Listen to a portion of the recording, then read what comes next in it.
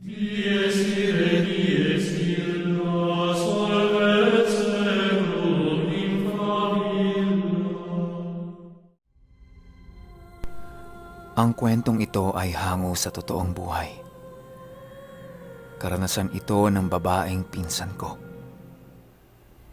Taong 1997, Dalisay Street, Bacood, Santa Mesa, Manila. Itong mga panahong ito ay nakatira kami sa Bacood. Sila Tito Jerry at ang mga anak niya pumupunta sa amin kapag Biyernes ng gabi hanggang Linggo ng umaga. Linggo-linggo kasi silang nagiinuman ng tatay ko. At kami namang magpipinsan, parang nagiging regular bonding days na din namin yon. Naglalaro kami, nagche-chess, taguan, habulan. Mga tipikal na ginagawa ng mga magpipinsan noong 90s kapag nagkikita-kita sila. Alam ko maraming batang 90s na nakikinig sa akin ngayon. Kaya alam nila kung anong drill noong mga bata pa kami. Hindi pa kasi uso noon yung mga iPad, iPhone, tablet, kung ano-ano pa ang mga gadget na nilalaro ng mga kabataan ngayon. Noong mga panahon kasi namin, ang uso pa lang noon ay brick game, family computer, PlayStation 1, Nintendo, at kung ano-ano pa.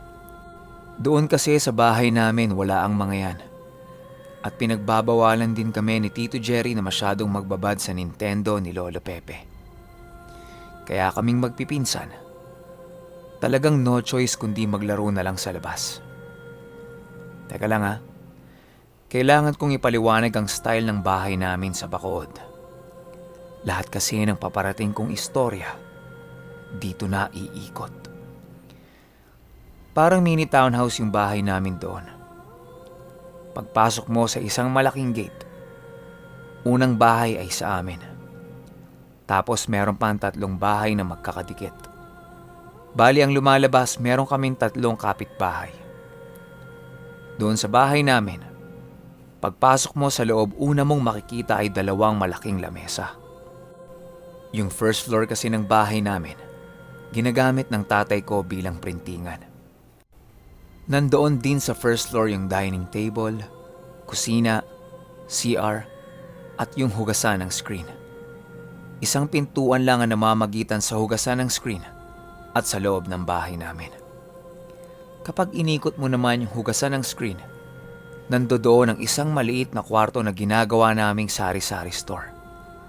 At sa gilid ng sari-sari store, nandoon ang isang napakalaking puno ng yellow bell. Nalapat ko na sa mga isipan ninyo yung baba. Akyat naman tayo sa itaas. Bago ka makarating sa itaas, aakyat ka muna sa isang pakurbang hagdanan. Espanyol kasi ang nagdisenyo ng bahay na yon, kaya ganon. Pag-akyat mo, makakasalubong mo ang 2 naglalakihang bintana na nakaharap sa bahay ni Doktora. Paglingon mo sa kaliwa, nandoon yung kwarto na tinutulugan nila Lolo Pepe at nakaharap ang kwartong yon sa puno ng yellow bell. Paglakad mo ng konti, sasalubong sa'yo ang isang maliit na kwarto. Ginagawa itong opisina ng tatay ko kapag gumagawa siya ng design. Kapag lumingon ka sa kaliwa, nandoon yung altar na ginawa mismo ng lolo ko. At sa bandang kanan naman, nandoon yung master's bedroom. Yon ang kwarto naming mag-anak. At bawat kwarto, merong napakaraming mga bintana. Alam nyo, susubukan kong sadyain yung dati naming bahay sa Bacood.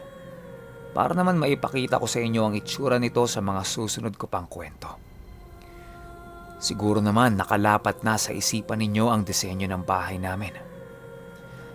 Maraming salamat sa inyong pakikinig at hanggang dito na lamang ang kwentong ito. Oops! Teka lang. Easy. Gusto ko lang namang ma-refresh ang mga utak ninyo. Relax lang. Para lang tayo nagkukwentuhan dito sa personal. Balik tayo sa kwento. Isang Biyernes hindi sila nakapunta sa bahay. Ang sabi ni Tito Jerry ay Sabado na lang daw sila pupunta dahil meron siyang aasikasuhing mga kliyente. Araw na ng Sabado. Mga bandang 3 or 4 p.m. sila dumating sa bahay. Saktong oras naman yon para mag-inuman ng magkapatid. Kaming tatlo naman ay agad na pumunta sa harap ng tindahan at naglaro. Taguan, mataya-taya, agawan base, mga ganong laro lang. Meron kasi kami mga ibang batang kalaro din. Ang ginawa naming base magpipinsan ay yung puno ng yellow bell. At ang kalaban naman namin ay nasa tapat ng bahay nila. Nung kaming dalawa na lang ni Ate Strike ang natira sa base, ang sabi ko sa kanya ay magpapahabol ako sa kanila para masave niya yung iba pa naming kakamping nasa base ng kalaban. Sumagot naman siya ng oo. At nung tumakbo ako, ilang metro pa lang ang layo ko sa kanya, tumili si ate ng napakalakas. At kitang-kita ko nun sa mukha niya yung takot. Nakatitig lang siya sa puno ng yellow bell. At ayon kay ate, nung mga oras daw na yon, kitang-kita niya ang isang napakalaking mabalahibong nilalang. Pulang-pula ang mga mata. Nanggigigil ang mga ngipin at para daw gusto siyang kagatin. Hawak-hawak daw nito ang braso niya. Bumitaw lang daw ito sa pagkakahawak noong nagsigawang kaming lahat at pinagbababato namin ng tsinelas yung puno ng yellow bell. Hinimatay si Ate Strike nun. At agad na lumabas ang tatay niya para tingnan siya. Ipinasok siya sa loob. Nag-orasyon si Tito Jerry ng iilang dasal para may masmasa ng anak niya. Noong bumalik na sa wisyo si Ate Strike, iyak ito ng iyak dahil sa nakita niya. Magmula noon ay nilagyan na ni Tito Jerry si Ate Strike ng isang kwintas. Ang kwintas na ito ay gawa sa mata ng kalabasa na merong mga buhay na salita. Marahil nag-iisip kayo ngayon na masarap magpakbet dahil sa mata ng kalabasa. Pero ang hindi ninyo alam, isang mahusay na pangontra ang mata ng kalabasa na merong dasal pagdating sa mga engkanto, duwende, nuno, laman lupa, at kung ano-ano pa. Maliban lang sa mga kaluluwang ligaw, hindi sila nasisilaw dito. Lumipas pa ang mga linggo, buwan, normal naman na naging takbo ng lahat. Wala na ring nararamdaman si Ate Strike doon sa puno na yon. Hanggang isang araw noong naligo si Ate Strike sa amin, nakalimutan niya yung kwintas niya sa CR. Tulad pa rin ng dati ay naglaro kami sa labas. Marami kaming mga kalaro. Kaya kahit 8:00 na ng gabi ay nasa kalsada pa rin kami. Pero sa pagkakataong ito, mataya-taya ang nilalaro namin. Sa kalagitnaan ng brownout. Ewan ko lang kung maaalala pa ito ng mga batang 90s na taga Manila. Nagkaroon noon ng massive brownout sa buong Manila at inabot yon ng 2 o 3 oras. Intense ang paglalaro namin noon. Habulan dito, doon, lahat ayaw maging taya. Hanggang sa napagod yung kasalukuyang taya noon. At dahil na rin sa pagod namin, nagpasya kaming lahat na magpahinga na rin. Habang nakaupo si Ate Strike at nagpapahinga sa tindahan namin, may naririnig daw siyang naninitsit sa kanya. Psst! Psst! Psst! Paglingon niya sa puno ng yellow bell, halos mahulog siya sa kinauupuan niya nang makita na naman niya yung malaking lalaki. Pero hindi isa ang nakita niya. Nakita niya daw sa punong yun ang isa pang malaking lalaki. May hawak-hawak daw itong mahabang kawayan na merong baga sa dulo. At yung isa pa niyang nakita, isang malaking lalaki din daw at meron 3 mahabang sungay. At ang pinaka nagpagimbal sa kanya ay yung babaeng nakabelong itim na may 2 sungay din. Nanlalaki daw ang dalawang mata nito at nakatitig sa kanya na parang gustong gusto siyang kagatin. Gusto niya daw tumakbo, pero naninigas daw ang buong katawan niya. Dahang-dahang naglalakad ang mga ito papalapit sa kanya. Nang bigla na lang daw itong nawala. Kasabay ng pagkakaroon ng kuryente sa buong street namin. Tumakbo ka agad si Ate Strike kay Tito Jerry para magsumbong.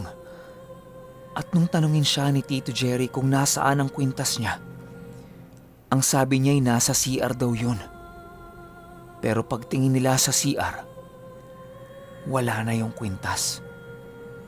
Maaari daw na kinuha yon o tinunaw ng iba pang elementong may kakayahang makalapit doon. At magmula noon, pinagsuot ni Tito Jerry si Ate Strike ng medalyon ng infinito. Ilang taon niya ding suot-suot yun. Pero dahil sa lakas na taglay ng medalyon, ang nangyari naman sa katawan ni Ate Strike ay naging palaging sakitin.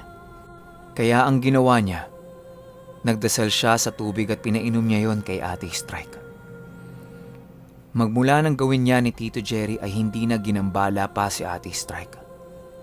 At ayon naman sa tita Gigin ko na isang medium, napakarami daw ang nakatira sa puno ng yellow bell. Nandoon daw yung kapre na nakita ng pinsan ko. At bukod sa maraming nakatira dito, ginagawa din daw itong portal ng iba't iba pang mga elemento. Palipat-lipat at pumupunta sila sa iba-ibang dimensyon. Ilang beses na daw siyang nakakita doon ng mga sundalong Hapon na tumatawid. Ilang segundo lang, makakakita siya ng iba na namang elemento. Kaya ang ginagawa ni Tita Gigin, iniiwasan niyang tumingin sa punong yon kapag 6:00 na ng hapon. Lalong-lalo na daw kapag tumutungtong ang 3:00 ng madaling araw. Dahil iba-ibang demonyo na daw ang tumatawid doon at hindi niya kinakaya kung ano man ang nakikita niya. Hindi naman sa araw-araw siyang nakakakita doon. Pero kapag nakakakita daw siya, kakaibang kilabot at takot ang ibinibigay nito sa pagkatao niya. Kaya mainam na kahit wala pa siyang nakikita, iniiwasan na niya. Marahil ay napagdudugtong-dugtong niyo ang mga kwento ko kung talagang nakasubaybay kayo. At pinasok na natin ang yugto ng Bacood. Dito, lahat ng uri ng kababalaghan ay naramdaman at nakita naming lahat. Para maging pamilyar kayo sa bahay namin dito, meron ako diyang kwentong may titulong Praile. Doon pa lang sa kwentong yon, ay nagbigay na ako ng matinding halimbawa sa inyo. Pwede niyong balikan kung bago pa lang kayo sa channel ko. At sana hindi mawala sa isipan ninyo yung disenyo ng bahay namin dito. Dahil bawat sulok nito ay merong itinatagong kababalaghan. Handa ba ang dibdib mo para sa mga istoryang ito? O bahagyang buntot mo? Kung bahagyang buntot mo, pwede ka nang mag-skip. Pero kung buo naman ang dibdib mo, wag na wag mong kakalimutang i-click ang like, share, notification bell, at lalong-lalo na ang subscribe button. Wow. Ipapaalala ko pa ba? Yung wag skipan yung mga ads. Alam mo na ang mangyayari kapag nag-skip ka, di ba? Kakalabitin ka lang naman nung kapre na nakita ng pinsan ko.